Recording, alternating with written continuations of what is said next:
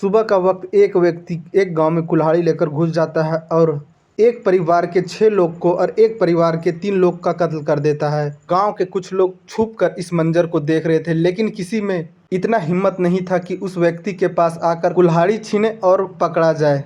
वह व्यक्ति इतना बेखौफ था कि एक व्यक्ति को 3 से 6 बार वार करता था और जो भी कत्ल किया था वो कत्ल का सभी का सर धड़ से अलग कर देता था। उस दिन गांव में इतना ज़्यादा दहशत फैल गया कि लोग अपने बच्चे को उस दिन स्कूल नहीं भेजे कि बच्चे के कहीं टारगेट में ना ले ले और बच्चे पर कहीं वार ना कर दे।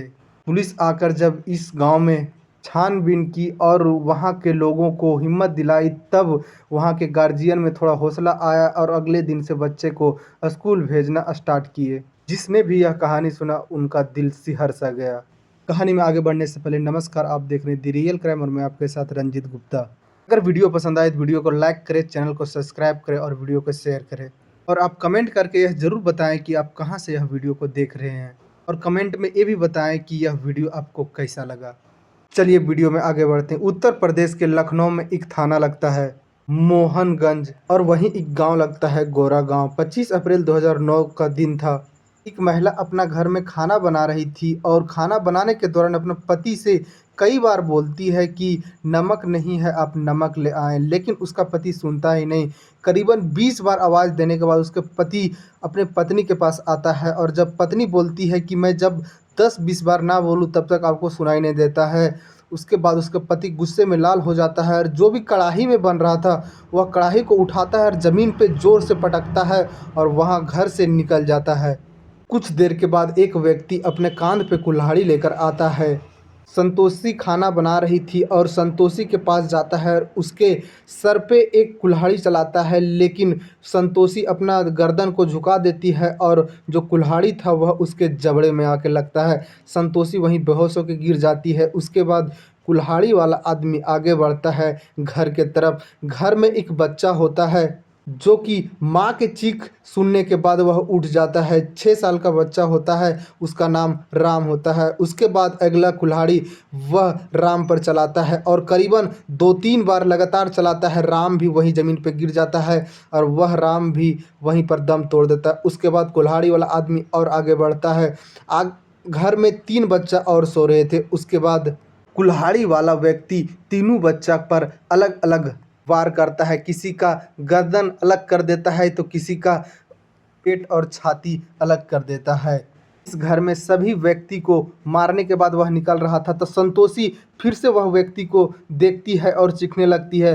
वह व्यक्ति दौड़ के आता है संतोषी के पास और संतोषी के ऊपर फिर से वार करता है, जिससे संतोषी का सर धड़ से अलग हो जाता है और संतोषी वहीं ज़मीन पे गिरती है और संतोषी भी अपना दम तोड़ देती है। बस वह व्यक्ति घर से बाहर की ओर निकल रहा था, तभी एक महिला, जो कि इस घर में जब भी हल्ला होता तब वह महिला इसके घर आया करती। वह महिला का उम्र 55 वर्ष होता है और नाम माधुरी होता है। माधुरी जब चीख सुन रही थी तो माधुरी इसी घर में संतोषी के घर दौड़ी चली आ रही थी तो कुल्हाड़ी वाला व्यक्ति माधुरी को देखता है और माधुरी को बोलता है कि तुम बहुत पंचायत करना आती थी इस घर में, आज तुम्हारा भी अंत हो जाएगा। माधुरी के ऊपर भी 3-4 बार कुल्हाड़ी से वार करता है और माधुरी भी वहीं ज़मीन पर गिरती है और माधुरी का भी वहीं दम टूट जाता है। उसके बाद माधुरी जो आवाज़ लगा रही थी सो माधुरी का बेटा राजेंद्र सुनता है। राजेंद्र भी अपनी माँ के पास दौड़ा चला आता है, लेकिन उसकी माँ वहीं ज़मीन पे गिरी हुई थी और दम तोड़ चुकी थी। कुल्हाड़ी वाला व्यक्ति राजेंद्र को देखता है, राजेंद्र के ऊपर भी 3-4 वार करता है। राजेंद्र भी ज़मीन पे गिर जाता है और वह बेहोशी की हालत में आ जाता है। राजेंद्र के बहन जब राजेंद्र का चीख सुनती है तो वह भी घर से बाहर निकलती है। इसका नाम संगीता होता है। संगीता भी उस कुल्हाड़ी वाला व्यक्ति के पास चली जाती है, लेकिन कुल्हाड़ी वाला व्यक्ति के पास अब उतना ताकत नहीं बचा था कुल्हाड़ी चलाने का। और जैसे ही देखती है संगीता, संगीता के ऊपर भी एक कुल्हाड़ी चलाता है, लेकिन संगीता को उतना ज़्यादा नहीं लगता है। संगीता वहाँ से जो दौड़ना चालू करती है सो 3 किलोमीटर तक दौड़ती रहती है लगातार। उसके बाद एक पुलिस स्टेशन आता है, वहाँ जाकर एक कांस्टेबल बाहर खड़ा था, उसको यह सारा कहानी बताती है संगीता, लेकिन कांस्टेबल को लगता है कि यह लड़की मजाक कर रही है।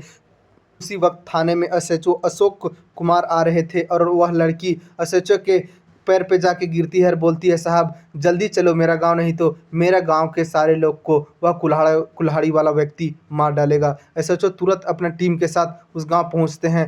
पहुंचने के बाद जो देखते हैं कि वहाँ का नज़ारा एसएचओ का भी दिल शहर सजाता है। फिर पुलिस की टीम आती है और सारे बॉडी को कब्जे में लेती है, पोस्टमार्टम के लिए भेज देती है और गांव वालों से फिर पुलिस पूछताछ करने लगती है। गांव वाले कुछ तो पहले बताने से करते हैं, लेकिन जब पुलिस हिम्मत देती है तो कुछ गांव वाले लोग सामने आते हैं और बोलते हैं कि कुल्हाड़ी वाला व्यक्ति का नाम श्रवण होता है और कुल्हाड़ी वाला व्यक्ति संतोषी का पति था। श्रवण था वह अपना भाभी से प्यार किया करता था और श्रवण अपना भाभी के प्यार में पागल एक दिन प्लान बनाता है कि मैं अपने घर के सारे लोग को ख़त्म कर दूंगा। इसमें उकसाने का काम उसका भाभी किया करती थी और जो श्रवण के पत्नी थी संतोषी, वह श्रवण के बारे में जानती थी कि वह भाभी से मिलने जाता है और उसके साथ श्रवण का संबंध है।